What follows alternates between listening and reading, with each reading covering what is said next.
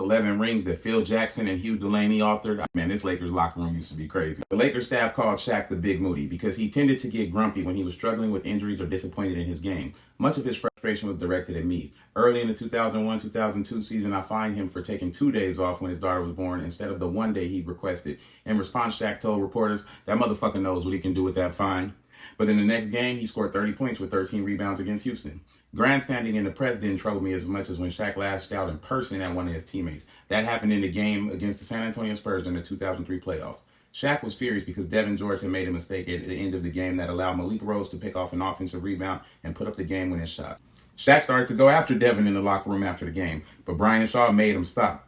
Or tried to. Shaw was the team's truth teller. He had a good read on the team's prickly interpersonal dynamics, and I encouraged him to speak his mind. My mother always told me growing up that my mouth would get me in trouble someday, says Brian, because if I saw something that wasn't right, I had to point it out. I felt that as long as I was telling the truth, I'd be all right. You can't be mad at the truth. When Brian saw Shaq attacking DEVEAN, he called out to him, "If you used that much energy blocking out under the boards, you would have gotten your rebound yourself, and we would probably have won the game. So instead of taking it out on DEVEAN, why don't you take responsibility for where you came up short?" At that point, Shaq let go of DEVEAN and went after Brian, who tried to tackle him and ended up getting dragged around the locker room by Shaq until his knees were bleeding and the other players pulled him off. Shaq was mad because I hurt his feelings, says Brian.